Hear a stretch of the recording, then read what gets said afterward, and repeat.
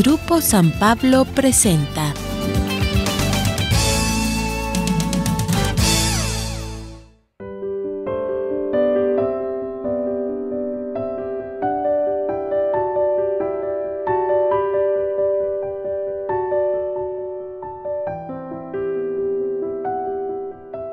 Soy el padre Fernando Manríquez Cortés. De hace 21, 22 años soy guardián de este tesoro y párroco de este lugar que fue una capellanía de San Miguel jurídicamente. Esta iglesia se comenzó el año de 1740. El siervo de Dios, Luis Felipe Neri de Alfaro, que había nacido en la Ciudad de México, un 25 de agosto de 1709, llegó a San Miguel Allende unos años antes del 40, unos 11, 12 años, a pedir entrar en el oratorio de San Felipe Neri de la villa de San Miguel el Grande. Ahí el padre Alfaro llegó y se ordenó, no tengo a la mano las fechas, pero todas...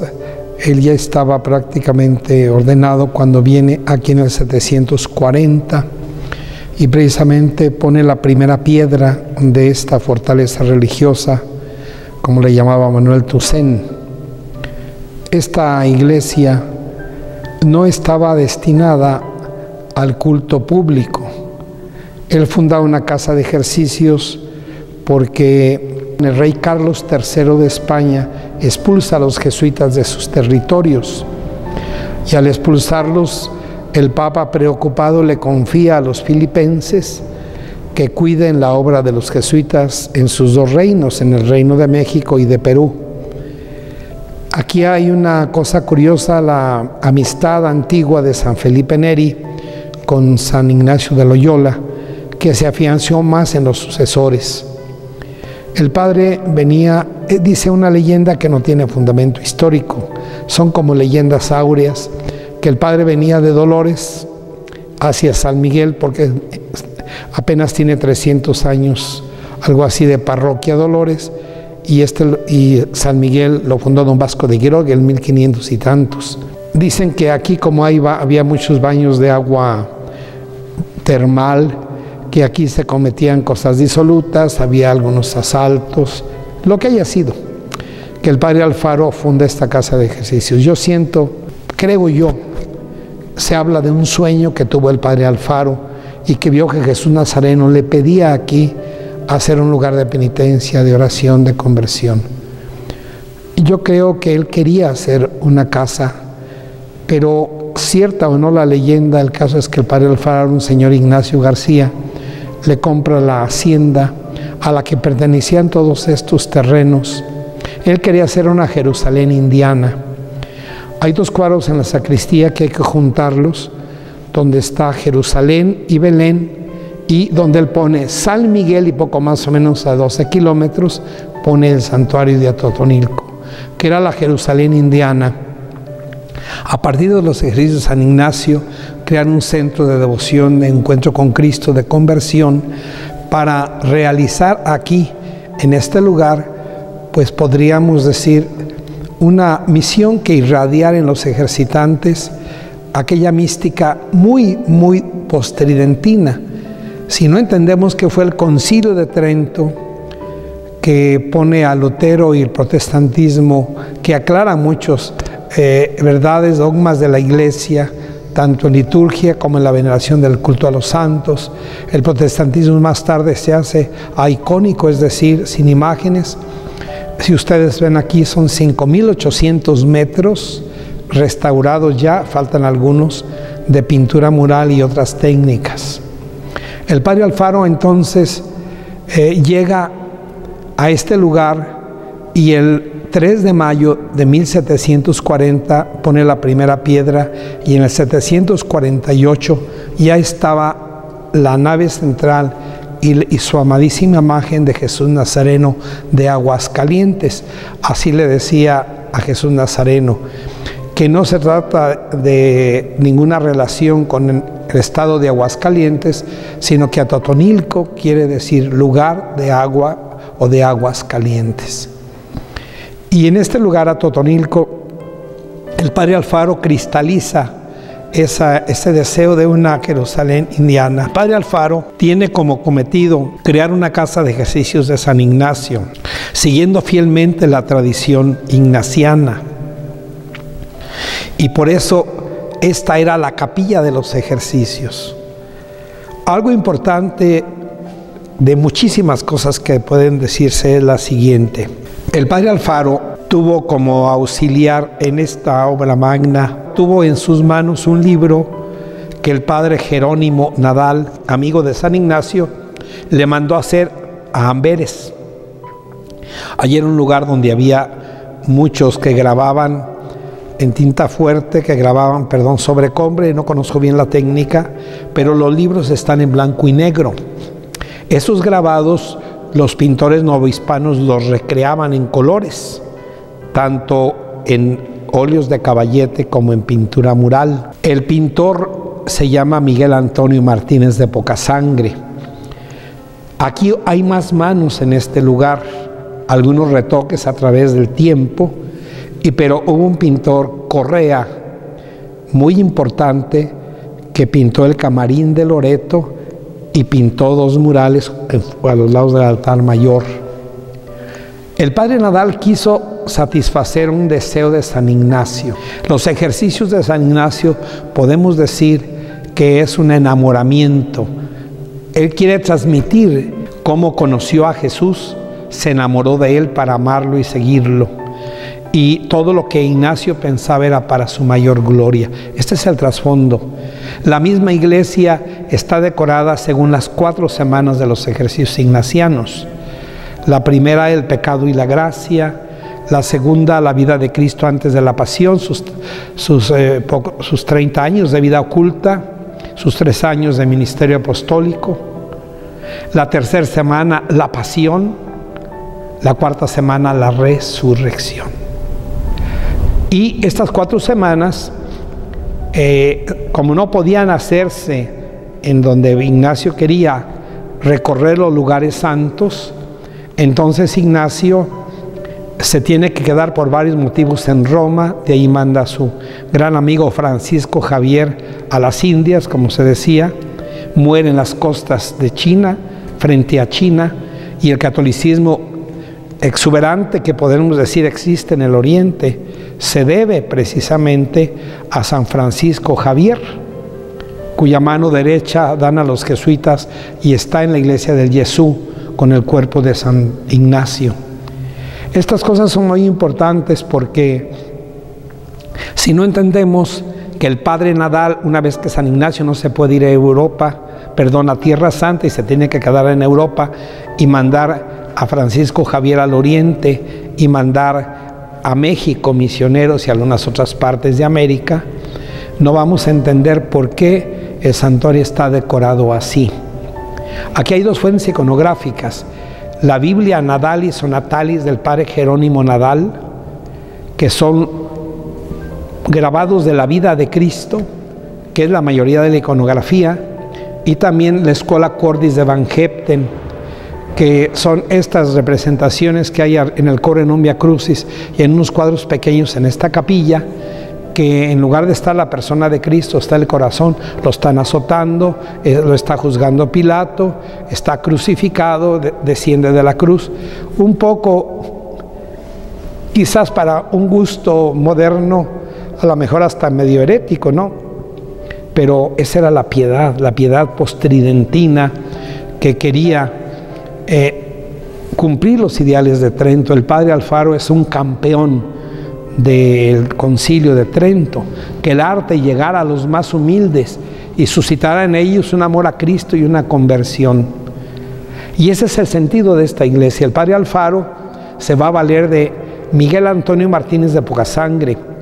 Por lo regular, desgraciadamente, los guías de turista son a veces muy apócrifos e inventan muchas historias, pero además historias a veces que irónicamente uno se tendría que reír porque están fuera totalmente de la verdad. Uno dijo que el señor atado a la columna se llamaba señor de la columna porque era muy bueno para las enfermedades de la columna vertebral, ¿verdad? No tenía ni idea de la flagelación en la columna.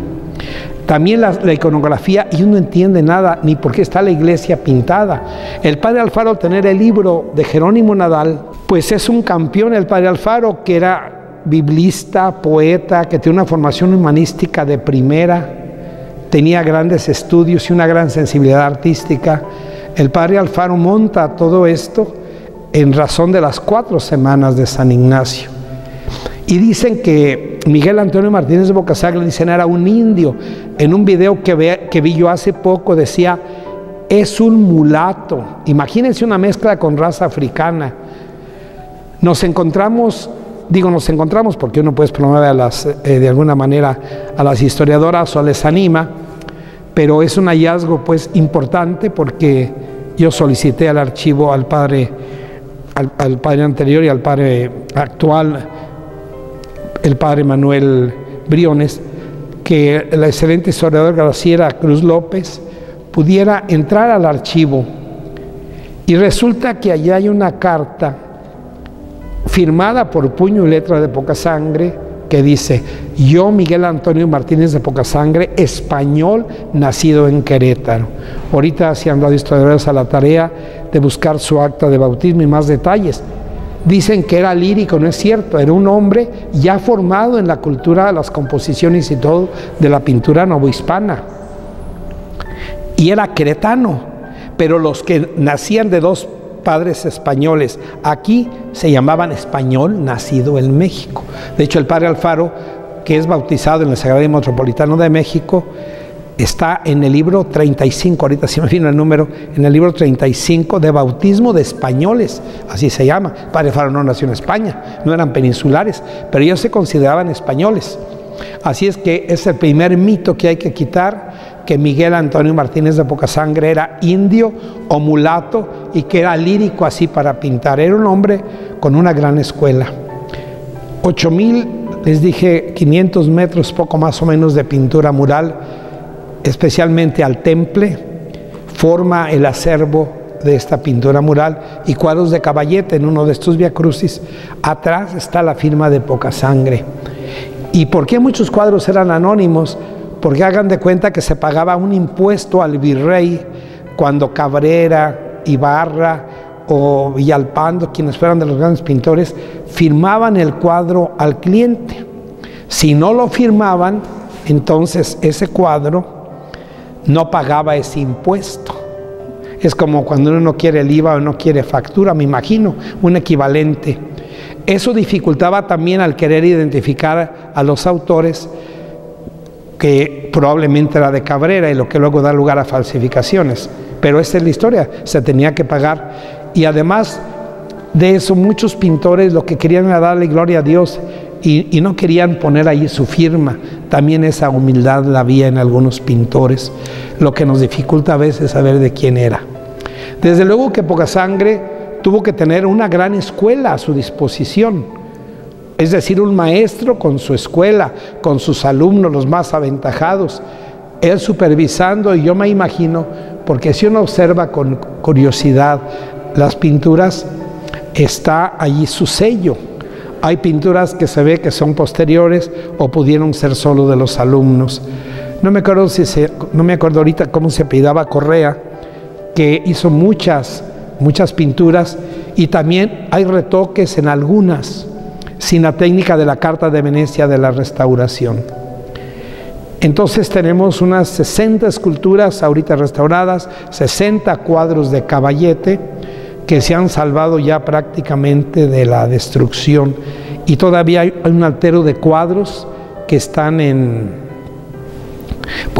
proceso, ¿verdad? Algunos con muchas humedades. Aquí hay muchos mantos freáticos. Detrás de este altar donde estoy hablando hay un cuadro de gran formato que se han llevado al Museo de San Carlos para la bellísima exposición del Antiguo Testamento en el arte novohispano.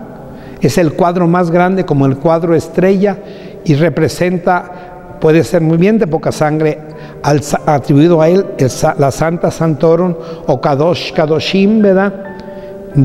O el Debir, como se le llama a ese lugar más sagrado del Templo de Jerusalén. En la Independencia perdió los retablos barrocos, quedando únicamente los dos de la Capilla del Rosario. Hace poco vino un padre Gabriel de Barcelona, se me olvidan sus apellidos, es lo que nos explica que esto es también una liturgia postridentina, es la liturgia de la verdadera reforma católica que quiso salvar el tesoro de la Iglesia, sobre todo el uso de la imagen que aclara el Concilio de Nicea. No es a las imágenes en sí, su técnica, su material, su forma, a lo que damos culto, sino a que en ellas representan. Casi todos los iconoclastas se olvidan de que aunque uno no tenga la imagen poco más o menos representada, pues necesitarían sacarle los sesos y la imaginación, porque el ser humano siempre se hace una imagen de las cosas. Todos tenemos una imagen mental de algo. Cuando yo llegué a este lugar, que se empezó a hacer una primera promoción, yo la llamé el Santuario de la Patria, en cuanto a la historia de la independencia, de que aquí el padre Hidalgo se llevó no una pintura, un óleo sobre caballete, ni un estandarte. La historiadora Guadalupe Jiménez Codinach, que está especializada en cosas de la independencia, quizás también avalada por el padre Erjón, ellos opinan que un estandarte se traería del padre Morelos, allá de Michoacán. Tiene el escudo de la provincia de México, por un lado tiene el escudo de la provincia de San Pedro y San Pablo de Michoacán, con las islas del lago de Pátzcuaro. Ese históricamente no tiene nada que ver con la iconografía, las asociaciones, las archicofradías que había en tiempo de la independencia, tanto en San Miguel como en este lugar. Lo han de haber traído después de la trifulca. El grabado que llevaron, por cierto, era de europeo, de aquellos grabados que llegaron en el siglo XVIII y eran más grandes, porque aquí las planchas donde se imprimían eran como de la mitad, lo más grande que había. Entonces, quienes saben de imprenta, quienes saben de estas ediciones, pues era un formato mucho más grande. Y ni siquiera fue el padre Hidalgo, ya venían los insurgentes en los sombreros con la Virgencita de Guadalupe, y fue aquí que le sugirió seguramente el padre Remigio o un sacristán muy piadoso, pues padre, señor cura, enarbole la independencia con la Virgen de Guadalupe. Aquí llegaron a tomar chocolate. Fíjense qué curioso. Aquí había dos grandes insurgentes que se escaparon que les cortaran la cabeza. El padre Remigio González y el hermano, no recuerdo cómo se llamaba. Era el guardián de esta, pues, que no yo creo todavía ni vicaría fija. Y aquí pasaron y les tenían algo de contingente. Se dice que aquí tomaron chocolate, aquí estuvieron un rato, venían de Dolores, pasando por la hacienda de la R, que precisamente en aquella parte de allá, hacia mi derecha, venía el camino de la hacienda de la R, que era el camino real de Dolores, hacia acá. Y aquí llega el padre Hidalgo en la tarde del 16 de septiembre de 1810, se llevan la imagen y se van a la ciudad, entonces la villa San Miguel el Grande, y fundan por una calle que se llama de Insurgentes, fundan allí el primer ayuntamiento independiente con don Juan de Aldama al frente, ahí en San Miguel de Allende. Entonces tiene esta iglesia una vinculación con la independencia. En aquel momento que se hizo la fundación para el patronato, se le puso a Totonilco Santuario de la Patria. Y a mí se me ocurrió llamarle la Sixtina Mexicana. La gente cree que es... No, la Sixtina ni le hizo el Papa Sixto, ni tiene que ver, ni hay que tener un referente europeo. La idea que tuve es que si la Sixtina, el Miguel Ángel quiso hacer sobre todo de los primeros momentos de la creación, una catequesis, pues esta es, en cuanto a la intención de hacer una catequesis, esta es una catequesis completa. Como decían en Trento, decían dogma, moral, culto, penitencia, todos los sacramentos, todo un catecismo para pobres, para iletrados, a través de las imágenes. El Evangelio, el catecismo de la Iglesia, las verdades de la Iglesia están aquí plasmadas. Y cuando uno se va con calma, va uno descubriendo la intención de este gran hombre que fue el padre Luis Felipe Neri de Alfaro, y el primer pintor, que fue Miguel Antonio Martínez de Pocasangre, queretano, nacido en Querétaro y sintiéndose el español, todavía no se sabe el término criollo, y que logró esta obra magna. Por eso cuando el maestro, el doctor Silva hizo 3 libros de parte de la UNAM, de la Facultad de Investigación. Él es de los investigadores de la UNAM. Y entonces Santiago de Silva ha hecho 3 libros.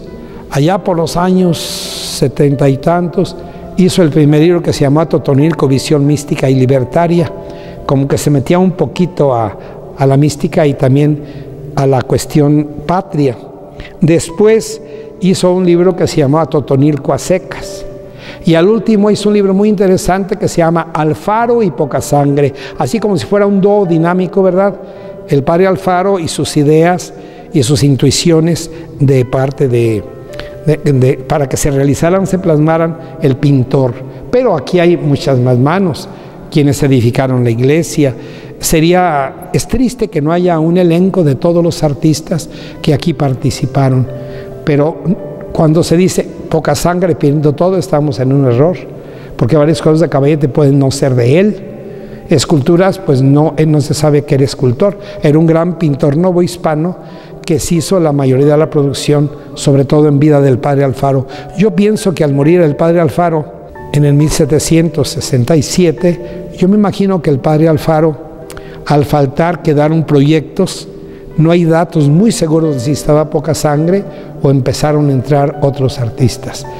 Cuando uno conoce un poco de pintura, basta ver las pinturas para pensar que algunas no son de poca sangre, que a lo mejor siguieron el estilo de poca sangre.